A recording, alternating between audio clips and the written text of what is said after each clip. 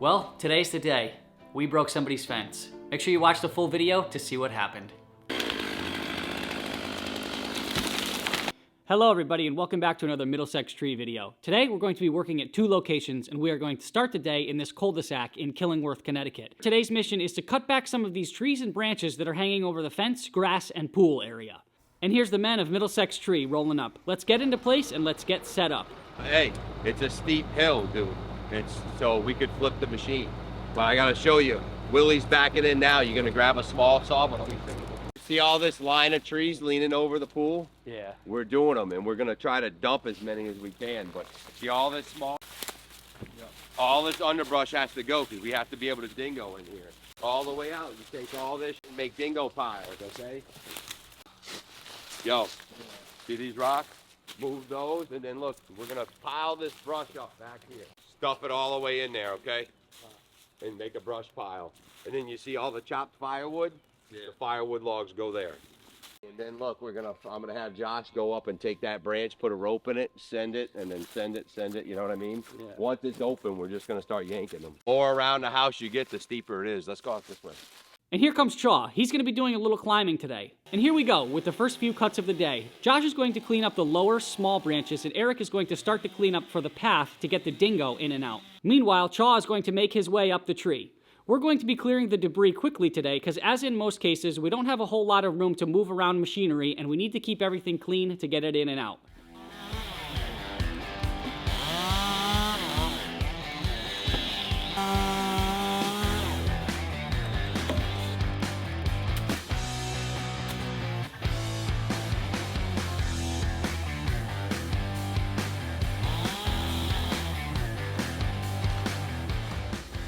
Here's our first look at Willie. As usual, he's going to be operating the dingo. And here we are using the snake bite rope hooked up to a tree and then hooked up to the dingo that Chaw is going to cut and Willie's going to pull. We aren't dealing with very big trees today, so everything should go as planned, or at least that's what we were hoping for. Willie needed a little counterweight here to get this log away from the pool area. The customer is going to be keeping some of the bigger logs because he burned some firewood.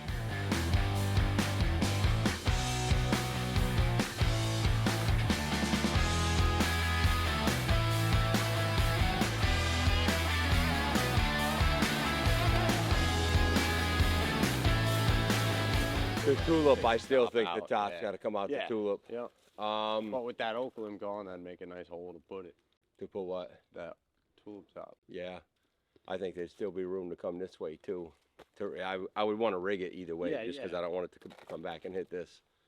So I don't know, whatever's easy. I feel like, well, if we take this top, that tulip one's kind of in the way. So either we go up and tip tie and rig that top piece and just flop the butt and then take that top. Or take that oak limb. It's a pretty good sized climb though. Not for old Josh, the SRT boy. Yep, true. So that white oak coming out this way, really, that whole thing's got to be done, huh? The Y, both sides and the nub. Josh, what would you rather do? Take the tops of these two trees or take that out the way and put ropes and send these two trees? What that way? Climber guy, what you thinking? That first beach that's like directly underneath that limb, you could probably suck that through. Cause that's little. That other one, this other beach, gonna have to get done after that limb comes off. Yep. Well, that beach can stay.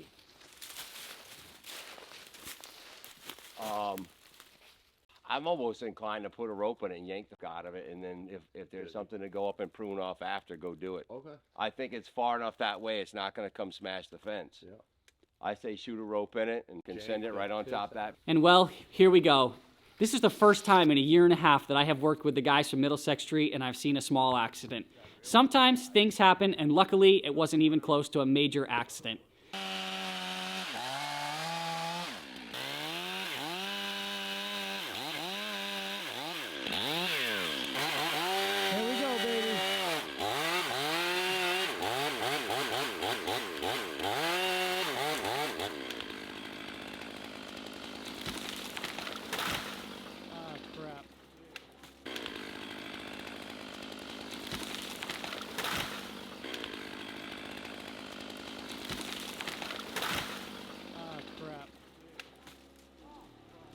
What happened?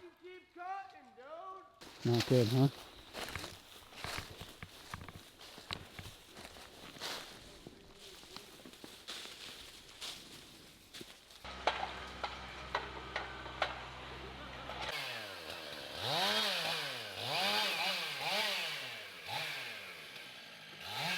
As you can see here, Chaw is cutting the tree and Willie is pulling it with the dingo. So let's watch and see what happens. Ah, crap. What happened? You can hear Willie in the background saying, "Why did you keep cutting it?" What ended up happening here is Chaw went too deep into the tree on his cut. And by doing that, the tree that was above the cut didn't have enough bite below the cut, and instead of falling in the direction that the tree was getting pulled, it fell in the direction of the natural weight and the lean of the tree. This was really unfortunate, and everybody was a little bummed out about it. Luckily, if this is all that happens to the guys once in a year or so, then I'd say they're doing pretty damn good. Of course, if we were around a house or a vehicle or anything with major value, something like this would never happen with us. The guys are way too cautious and talk things over way too much to let anything of significant value get damaged. But regardless of what happens, the day must go on and the guys are going to continue to work. Derek was not on the property at the time that the tree fell over and hit the fence. He went out and grabbed some fuel for the machines for the rest of the day, and when he got back, it was time to break him the news. That dude drove that in White Oakland. Right through the And fucking didn't fence. tap. Yep. Sweet. Yep. Well, that's my bad. I didn't know if I should record that or not. Well, I guess now we're building a fence. I was just at True Value. They probably don't have fencing, though. I'm gonna ask him. This looks like a do-it-yourselfer. You know? Probably a Home Depot Lowe's job. Yeah. As any good business owner would do, Derek evaluated the situation and then head right to the door of the customer's house to tell them what happened. Yeah, how you doing? I'm just wondering if y'all have vinyl fencing. Do y'all sell that? It says vinyl coated metal fencing. Okay. All right. I knew it was a shot in the dark. Okay. All right. Thank you. You're welcome. All right. Bye-bye. Luckily, on the property there was an extra set of fence, so we would only need to get 2 sections instead of the 3 that broke. With these two, because these could be tops or bottoms, it don't matter, but with these two, we need 3 more, because we got 2 that are broke top and bottom. More full sets. No, just these, because there's enough spindles to between that one and what's there. So that would do it. Yeah, oh, that'd be really just 1 panel. Oh no, you need 3 of these. Because it might come in parts, you know? You might be able to get just these tops and then the panel. What's up, Mark? My name's Derek. I need a couple of those panels. I think your sister gave you a call. I think all I need is we have enough extra spindles here. I just need that top plate. I need 3 of them. I don't know if that's something you carry or what.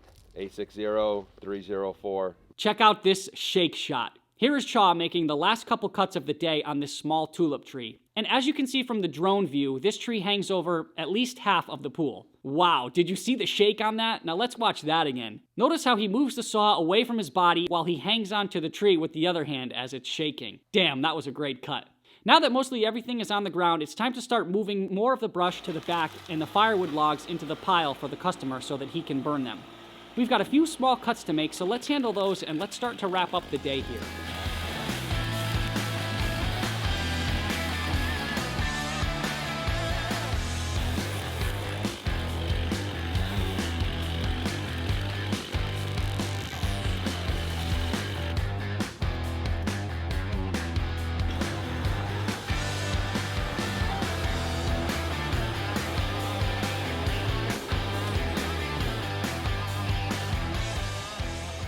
When the customer got back, he came out to look at the fence with Derek. He was a great guy, and he wasn't fazed by the damage that happened, and he understands things can happen. The bright side of the situation is that nobody got hurt, and of course Middlesex Tree is going to repair the fence at no charge to the customer. Now let's head out to lunch. What are we having for lunch today? We're having Amanda's homemade cooking. Amanda made us this awesome meal with some rice and kielbasa. It was banging. It was super spicy and it was nice and hot on this chilly day. And of course we got to see Buddy all at the same time. After lunch we headed to Old Lyme. It was a really beautiful afternoon and I was excited because the light was just gorgeous. In the distance out here you can see Long Island Sound and that big green patch of grass is Black Hall Golf Club. On this job, we're going to be removing some brush for the customer. Middlesex Tree has worked on this property several times in the past, and we are back today to clear out this area for the customer. It's a very viney area, and it's got a lot of deadwood in it, so let's clean this up for them.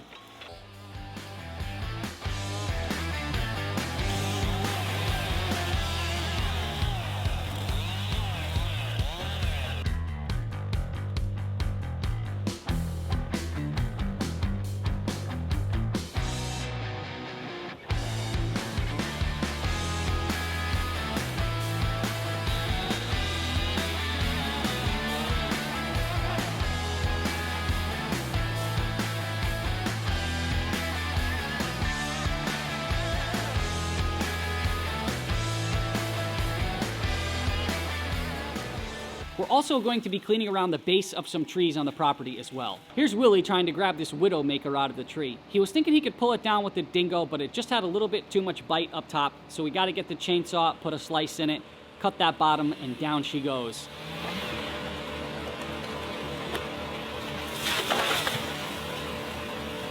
As well as this other tree that Willie's going to cut and Eric's going to push with the dingo.